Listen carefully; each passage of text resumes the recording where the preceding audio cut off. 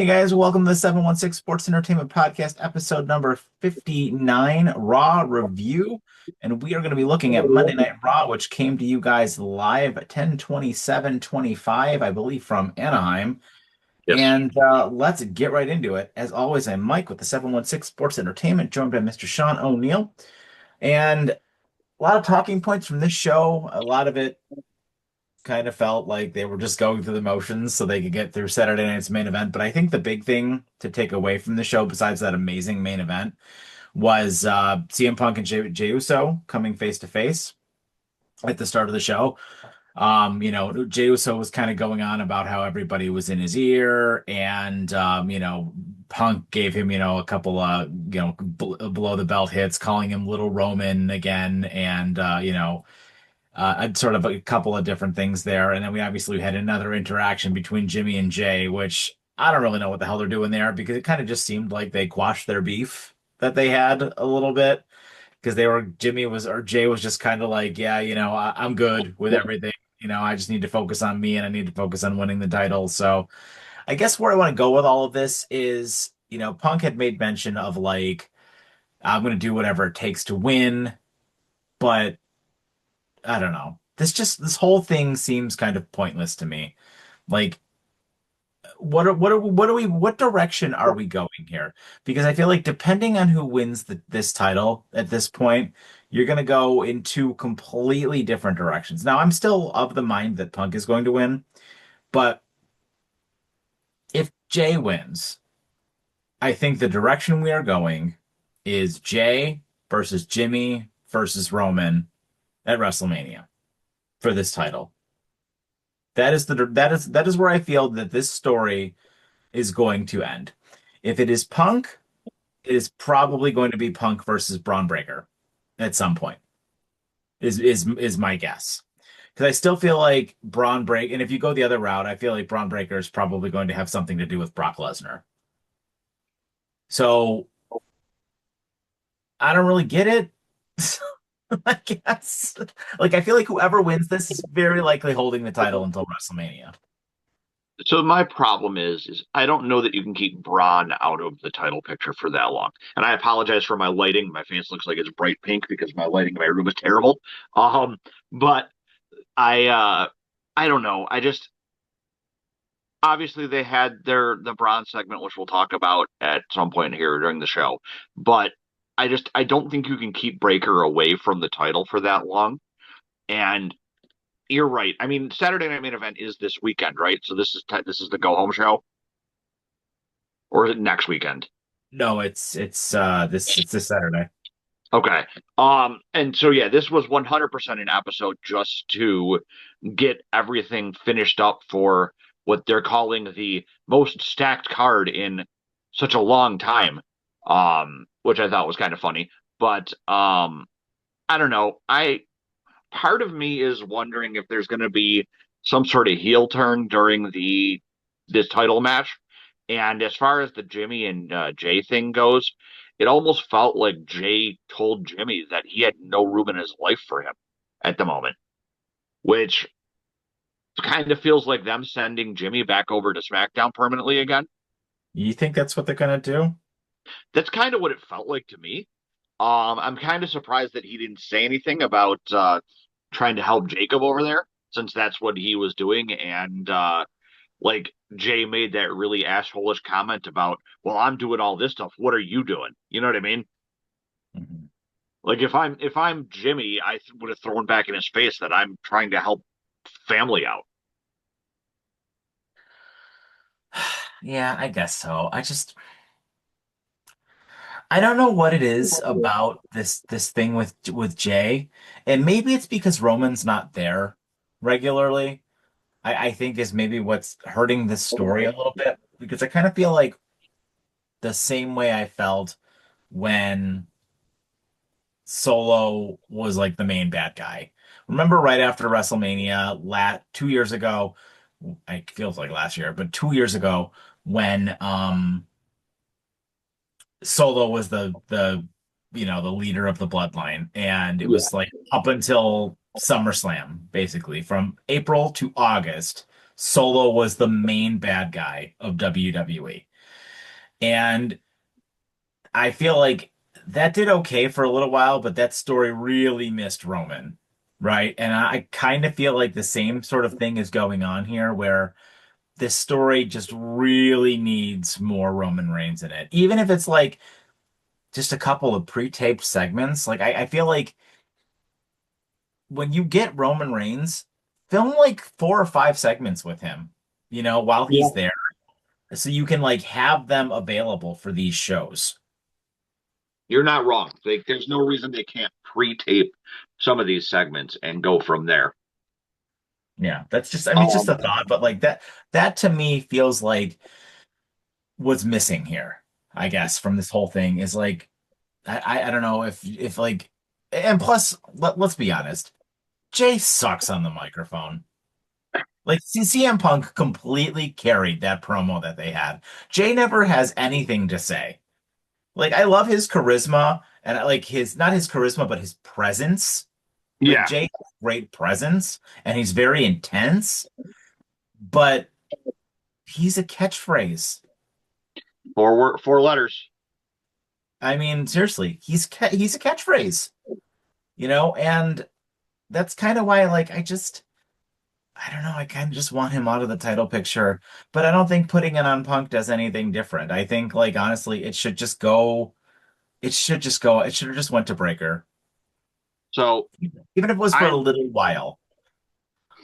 I have a little bit like I kind of struggle with this because I went back and I rewatched our top 5 men and top 5 women video, and I actually had Jay in my top 5 list for the men, and as of right now, I think the best way I can describe my feelings on Jay Uso are that he's hit his ceiling.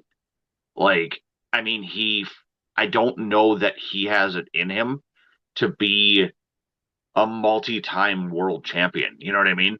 Like, Jay Uso just doesn't feel like the same caliber as who's some of your other multi-time ones. Like any of your multi-time champions, he feels more like a kind of like a Dolph Ziggler. You know what I mean? A guy who puts on good matches for the most part, but is mostly known for his outside the ring antics. He doesn't feel like Gunther to me. No, not at all. And he doesn't feel like, I mean, hell, he doesn't feel like Punk. He doesn't feel like Roman. He doesn't feel like any of these guys. He feels like a mid-Carter. Yes. And I'm okay with him having won the heavyweight title once because I think everybody should get a chance to run with it to see what they can do. Mhm. But he showed that I think his spot is much like Dolph Ziggler was somebody who you could count on to compete in these world heavyweight matches, but not win them. Yeah, I can agree with that. I can definitely agree with that. Like kind of like how they treat the Miz nowadays, where they can trust him to be in almost anything, but the Miz has the adaptability to be champion when he actually needs to be. I mean, maybe. I definitely think that the days of Miz being champion are probably over. You know what I Oh, I mean? agree with Like, that. I don't want to say I never because you never know. Like they could put a tag team title on him again, like they did a couple of years ago. But I just, I don't Heavyweight know. champion, Yeah, I kind of think those days are probably over, as they should be, I think. 100%. But it just, I don't know. I don't feel good about it. Like it doesn't seem that interesting to me. And like it really does seem like, we talked about it, right? With Seth being gone and without Roman there, like you got to get that title on Punk and because he's your only other star. And that's a problem, right? Like your two top stars now are gone. Yeah, They're gone. One's injured and one is never there. And you don't got Brock, you don't got Cena. Like, none of your big stars are there. And then obviously your other two big stars are on SmackDown, as they should be, because you don't have any stars on that show either. So it kind of goes to what we've been saying for a while here on this channel is they don't have enough stars. They don't have enough stars. They don't have enough people in the main event because they keep putting the same people in the main event. Yep. And Like honestly, Jey Uso has been in the like in and around the main event scene since the Royal Rumble. yep. Honestly, I think that if we didn't have Tiffany versus Jade at this Saturday night main event, I'd probably put the Punk Jay match as one of the ones I was least looking forward to. The only reason it's not at the bottom of my list of looking forward to matches for this event is because Tiffany and Jade is on that card. I mean, I don't know. I'm not even really looking forward to Cody and Drew though, because I think it's a foregone conclusion that Cody is going to win. Um, it's the other the story antics in that one that I'm kind of looking forward to. Perhaps. Plus Drew can usually put both of them will put on a really good Oh match. yeah, it's not that it's going to be a bad match. It's just that like in the end, I think it's meaningless. I don't know that I trust Jay and Punk to be able to put on a great match because I don't know that Jay can carry a Punk to a great match at his age. I honestly, I don't, I wouldn't, I would not say Punk is a slouch though. I think He's not, but every match that Punk has been in, he's gotten better and better. So like, yeah. I don't, I honestly, of the two of them, I would think that Punk is probably the better wrestler. But most of the matches that he's been in have been with top tier people. You know what I mean? It's fair. Um, but I mean, like I am looking forward to the show. It's just not to the degree that I have like other shows. Yeah. But it all comes back down to the fact, like you were just saying, the WWE needs to start moving people up, not just from NXT, but up the roster itself. You need to be building your stars, not of tomorrow, but of today. Well, and that's kind of what I wanted to talk about a little bit with this show as well, because this show, and I heard somebody else say this, and this has struck with me on one of the podcasts I was listening to this morning.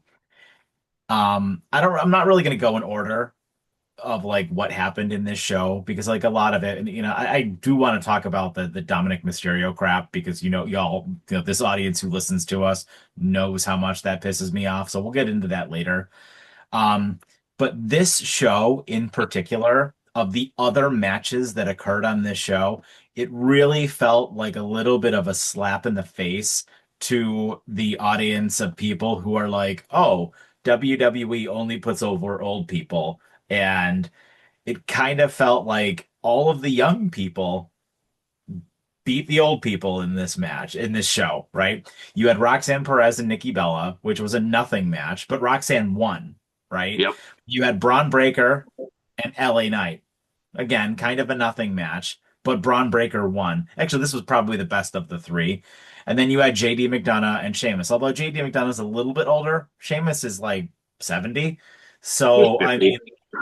mean, but you know what I mean? So like you actually had quite a few matches on this. You have five matches on this show, and three of them were, a young person, younger wrestler to the team versus, a well-established, 40 plus year old person, right? And even still, even with the some of the other ones that we had, the other two matches were great, minus, some of the crap that happened. But I don't know. I just feel like that was what they were kind of trying to do with this one, but at the same time, it just sort of felt all over the place. So I don't know. I don't really, it doesn't really matter which one of those matches you want to talk about first, or if you have anything in particular you want to say about any of them. Some of them seemed like they were a bit meaningless. Others, were kind of So furthering some stories, but let's start then with your current favorite storyline of Dominik Mysterio. I will lead off here so that you can simmer your rage for a second. Um, there wasn't even we got to see Dominik before there was even a match, where apparently the rest of the Judgment Day is feeling the same about him as you currently are, um, and trying to find a way out of avoiding both Penta and Rusev. And pretty much everyone in the Judgment Day told him to sod off, in the words of our British friends, and wouldn't help him with his problem. even though Roxanne tried to go after him. So I still think we're going to get some sort of story between her and Liv when Liv comes back over Dominik. But um, so we get our Rusev versus Penta match, which, as usual, is a great match. Two fantastic guys in the ring, two different styles, only for it to end with a bunch of masked men attacking two immigrants in the ring. I don't.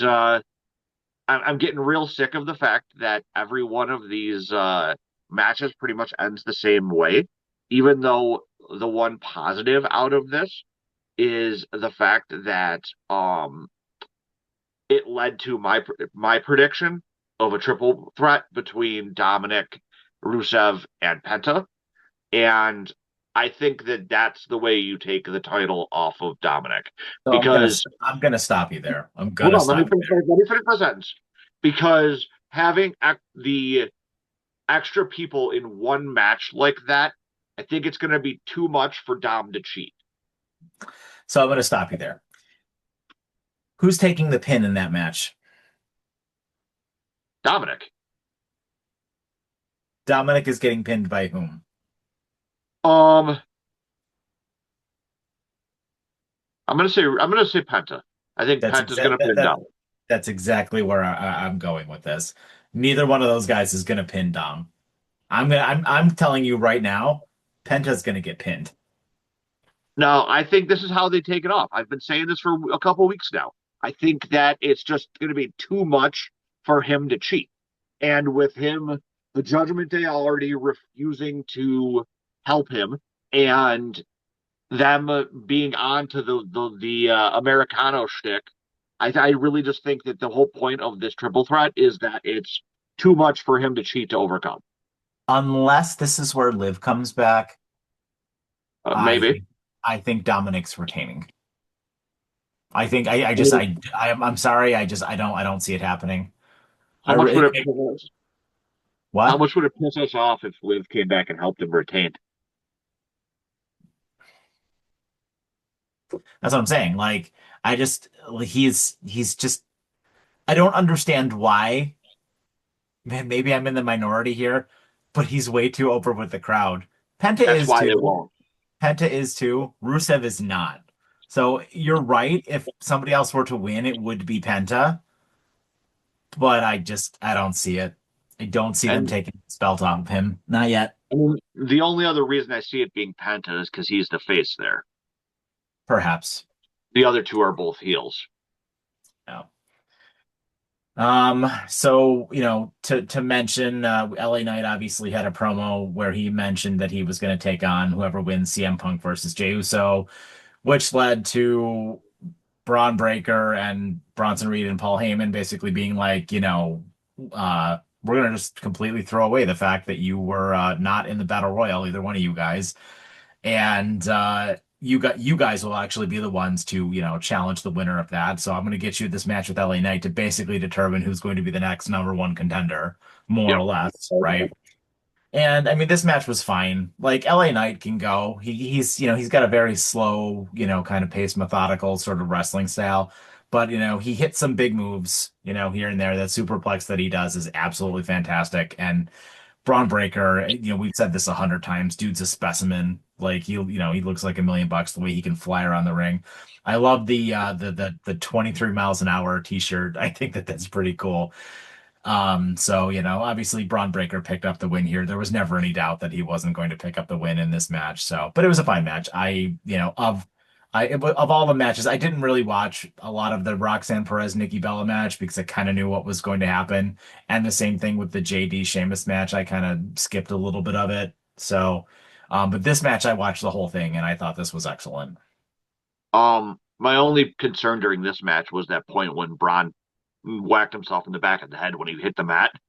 That was a little bit concerning, but Braun winning and in essence becoming the number one contender has me a little concerned that it's going to be Jay that wins on Saturday. Because I if mean, maybe.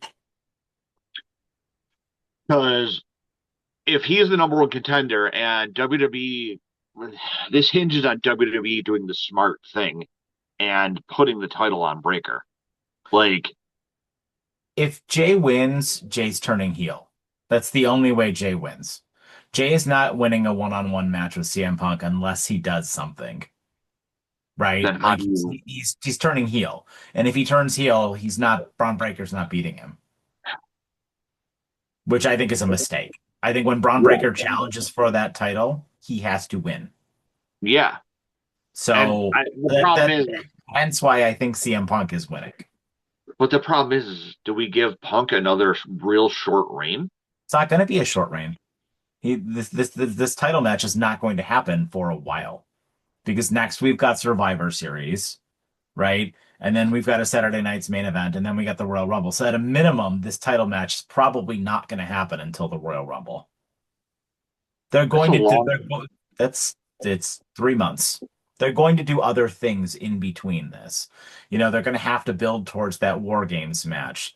They're going to do there's going to be tag team matches and other things that are going to happen until then. They'll find ways to drag this out a little bit more, I think. Yeah, But I'm just for right now, I feel like they're not going to do this right away. And if Jay wins, yeah, like I said, either one of these guys could win, and you have a story direction you can go either way. I think it's probably worse if Jay wins, just because I think Jay's going to keep it a hell of a lot longer.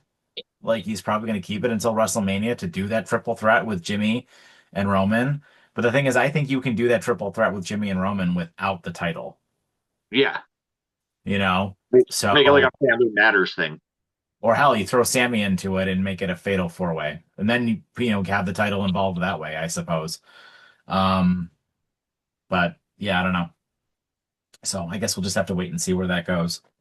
Yeah, Um, and then we had the obligatory Nikki Bella gets herself involved with the women's champion storyline thing going on here, which, Nikki Bella lost to Roxanne Perez, which that surprised me a little bit that Roxanne just beat her. I know there was a lot of cheating, but still. And Stephanie obviously came down for the save here, but are we just gonna do are we eventually just gonna have a Stephanie versus Nikki match? Like Nikki's gonna turn heel or something, and like that's what we're gonna do here? no, but I think we're gonna do have. She's gonna offer it to her and be like, "Hey, we're friends. I'm willing to give you a shot at it." I think the smart play was having Roxanne win. Obviously, you want your younger stars going over. Um, I'm still of the mind that I think Nikki has definitely looked better in this run than she used to. Well, I agree with So that. I'm okay with her coming out and helping with this kind of stuff. And you know what? That match that she had with Becky Lynch for that title was fantastic, I think. I know that T wanted to laugh at me about that, but I thought that Bella did really good in that match, and I think that her versus McCur for a one-off match is an okay time filler. Just like we can also go back to Roxanne versus McCur. Yeah, maybe. And then we had JD McDonough versus Sheamus. JD beat Sheamus because, they had some beef at that Battle Royal, I guess was why this match was set up. And then this obviously allowed JD and Finn to, get a rematch for the World Tag Team titles next week, which I doubt they're probably going to win them back. I think AJ and Dragon Sheamus Lee is gonna will likely cost him. retain. Yeah, Sheamus will cost them, and some other nonsense will probably happen.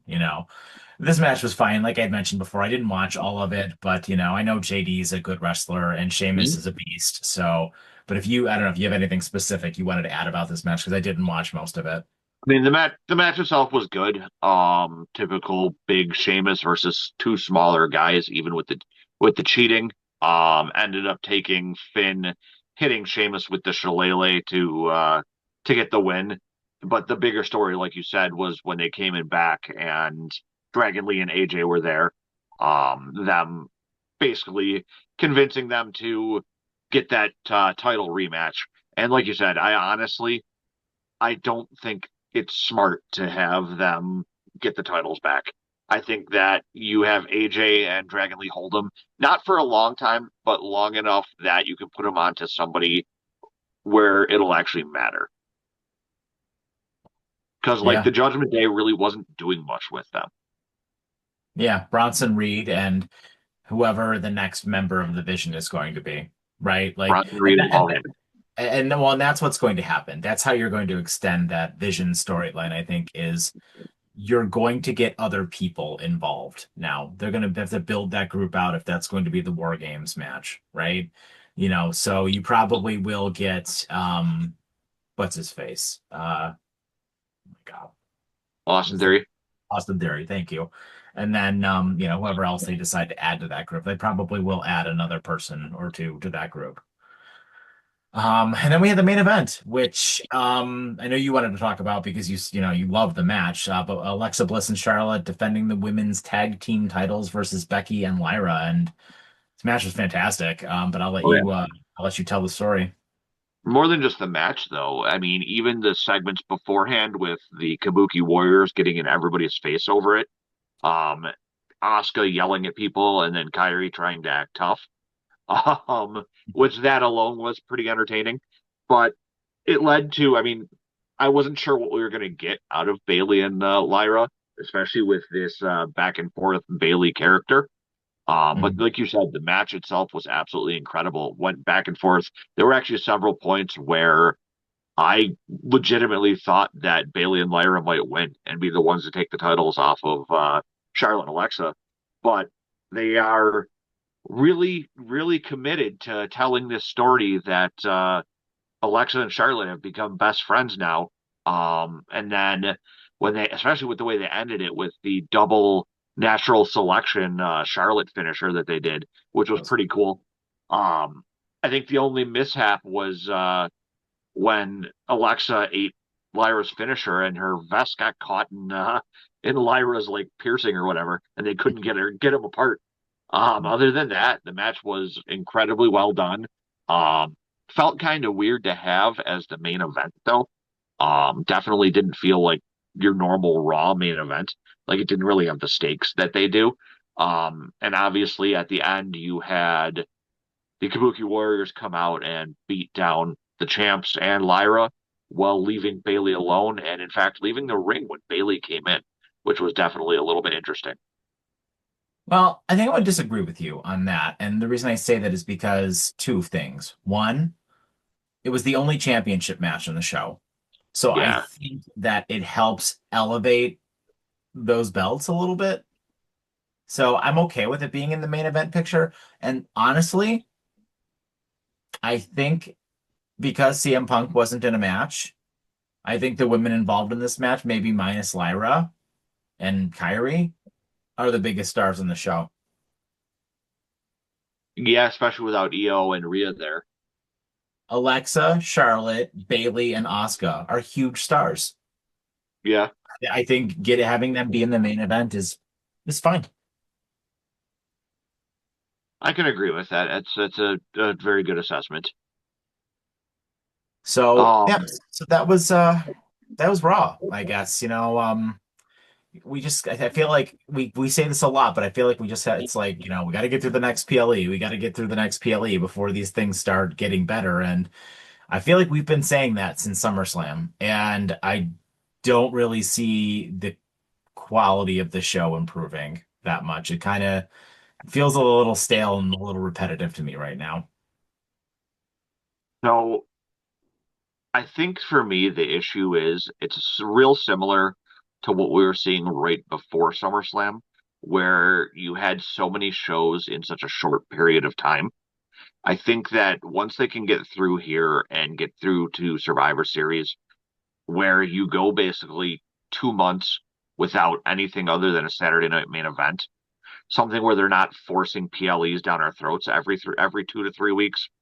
I think that that will give them time to tell a little bit better stories and not have to like rush the storytelling.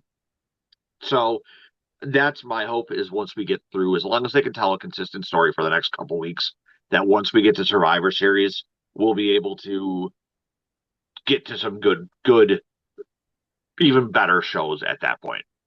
I mean, maybe. Historically, they basically take like 3 weeks off in December, though, too. We'll see what So happens. You know what I Maybe it'll mean? work as a reset. I mean, I think I really do think that it's probably not going to start to pick up again until January when they have those 4 or 5 weeks to get ready for the Royal Rumble. I think that that's when it's going to probably start to pick up because then Maybe it'll, then it's WrestleMania season again, right? Like right yeah. after the Royal Rumble, it's the road to WrestleMania. You know, that's when I think everything will probably start to pick up. So, but we'll see, I guess. So, what is your final rating for the show? Um, About average. I'd give it my normal 3 out of 5. Usual Raw being storytelling show, SmackDown being the wrestling show. Kept pretty much kept pace again this week. Yeah, no, that's fair. I mean, you know, I love that there were 5 matches on the show, and you know, they were all good matches, and you know, it was a way to showcase some talent that doesn't always get a chance to wrestle. So that was good. Yeah, so I would have to say my final rating it is we're gonna attempt to phone it in out of 5. So with that, that was our episode today, guys. Thank you so much for joining us. Let us know what you guys think in the comments down below. We appreciate all of your comments. We read them all and we reply to them all. And if you have any feedback or anything you'd like us to discuss, please let us know. We're happy to oblige. So with that, I've been Mike, joined by Mr. Sean O'Neill, and have yourselves a fantastic evening and take care.